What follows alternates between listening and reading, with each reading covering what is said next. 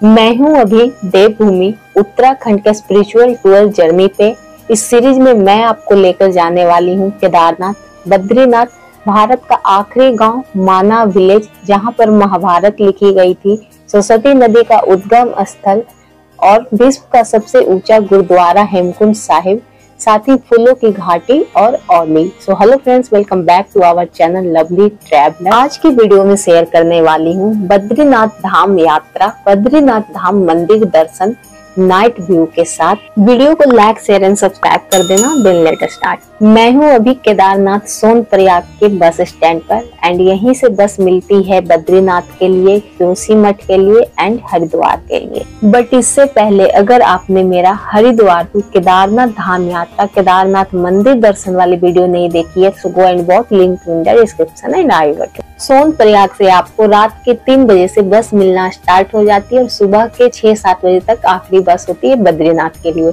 उसके बाद आपको प्राइवेट कैब टैक्सी बुक करके जाना होगा, जो कॉस्टली होगा, या फिर आप शेयरिंग में भी टैक्सी ले सकते हैं, जिसे आपको 2-3 बार चेंज करके आप बद्रीनाथ पहुंच सकते हैं। मेरी बस की टाइमिंग थी सुबह के 5 बजे के लगभग एंड सोनप्रयाग से बद्रीनाथ जाने के लिए जो बस है वो पीछे की ओर रुद्रप्रयाग आती है। रुद्रप्रयाग से ही रूट डाइवर्ट होता है, एक बद्रीनाथ के लिए एंड एक हरिद्वार के लिए। बद्रीनाथ धाम जाने के लिए आप पंच प्रयाग जैसे देवप्रयाग, रुद्रप्रयाग, कर्णप्रयाग, नंदप्रयाग, विष्णुप्रयाग से होते हुए गुजरते हुए और हिंदू धर्म की इन पवित्र नदियों को दर्शन करते हुए आप पहुँचते हो बद्रीनाथ। सोनप्रयाग से बद्रीनाथ की डिस्टेंस है 223 किलोमीटर एंड हरिद्वार से 318 किलोमीटर, जिसे तय करने में लगभग 12 से 13 घंटे का समय लगता है। तो ऐसे में आप बस की टिकट ऑनलाइन रेड बस या मेक माई ट्रिप से बुक कर सकते हो, जिसकी प्राइस 800 समथिंग आ जाती है।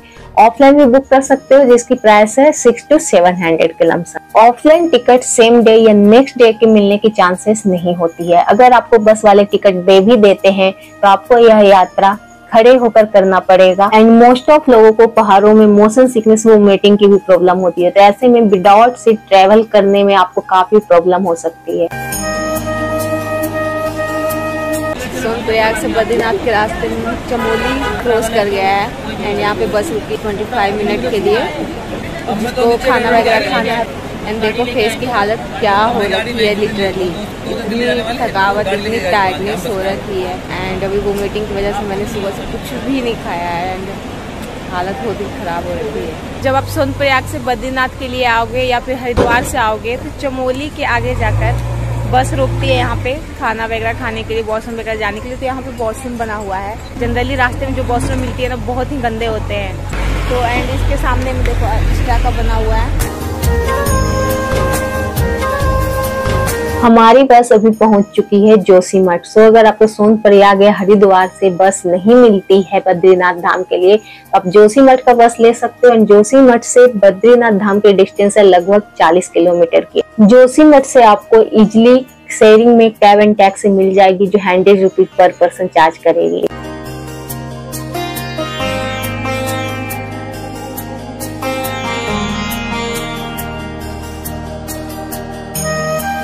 और अभी मेरी बस पहुंच चुकी है जोशीमठ से 10 किलोमीटर आगे विष्णुप्रयाग, जहां पर संगम है धौली गंगा एंड विष्णु गंगा नदी का।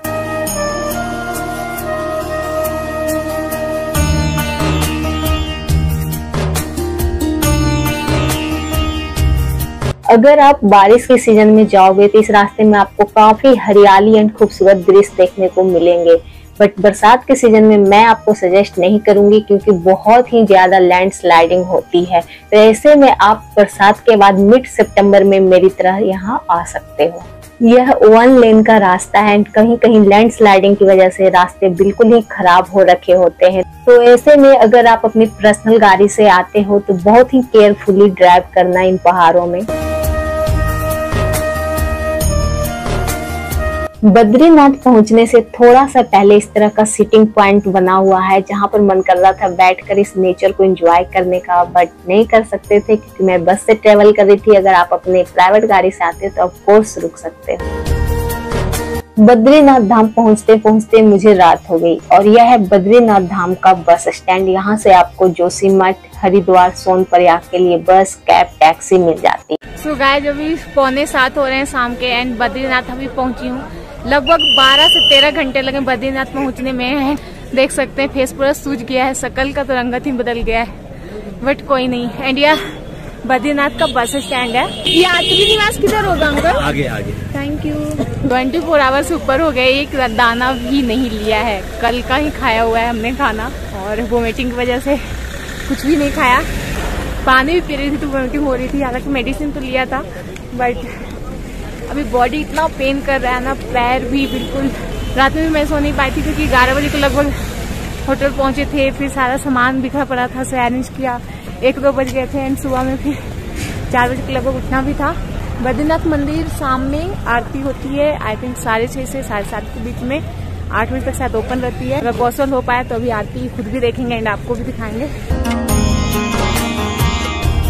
बस स्टैंड के ही पास से मेन रोड स्टार्ट हो जाती है एंड मेन रोड पर आपको रहने के लिए काफी सारे होटल्स जो 500 से स्टार्ट होकर 5000 तक की रेंज में मिल जाएगी।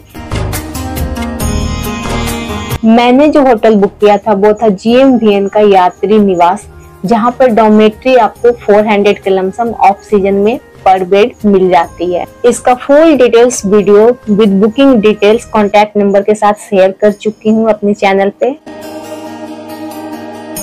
गाइस अभी रात के 8 बजने वाले हैं। तब कुंड है जिसमें नेचुरली गर्म पानी आता है, तो वहाँ पे जा रहे हैं नहाने के लिए। और यह रास्ता है एंड यहाँ पे लगभग ठंड की सारी चीजें मिल रही है। अगर आप अपने साथ ठंड के कपड़े बाई चांस लेकर नहीं आते हो तो यहाँ पे ऑलमोस्ट हर चीज मिल रही है, आपको मिल जाएगी, चाहे जैकेट हो, स्वेटर हो।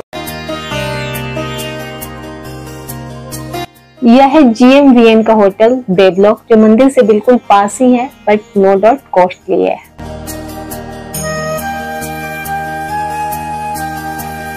मंदिर के आसपास में आपको खाने पीने के लिए काफी सारे होटल्स देखने को मिलेंगे, जहां पर 100 रुपीज की कड़ी चावल दाल चावल की प्राइस है और थाली की प्राइस 150 से स्टार्ट होती है।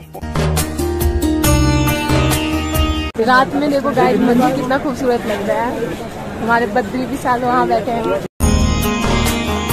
मंदिर के पास जाने के लिए अलकनंदा नदी के ऊपर यह ब्रिज बना हुआ है, जिसे क्रॉस करके आप मंदिर के पास पहुंचते हो। साथ ही मंदिर के मेन गेट के पास से नीचे की ओर सीढ़ी गई है, जहां पर है नेचुरल गर्म पानी का कुंड।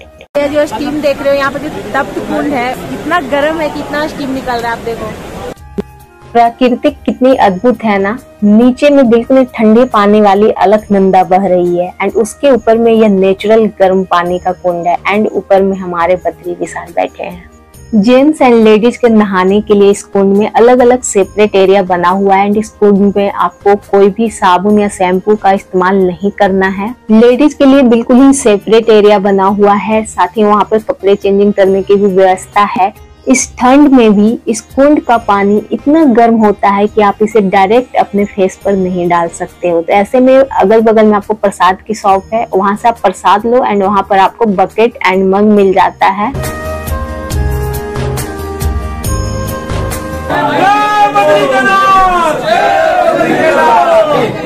बद्रीनाथ मंदिर उत्तराखंड के चमोली जिले में स्थित है। यह हिंदू धर्म के 4 धामों में से एक तथा उत्तराखंड के 4 धामों में से एक है।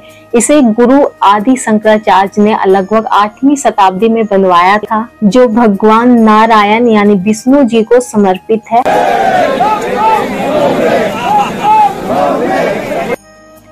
यह मंदिर साल के 6 महीने खुला रहता है और 6 महीने बंद रहता है।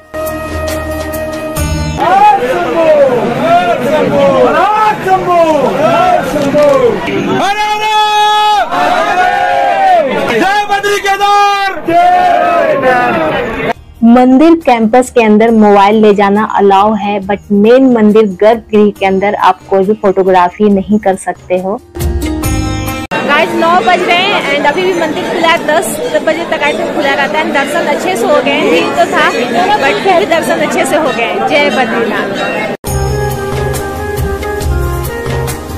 मंदिर कैंपस में ही आपको अलग अलग देवी देवताओं के भी मंदिर आपको मिल जाते हैं, जहां पर आप जाकर उनका भी दर्शन कर सकते हो।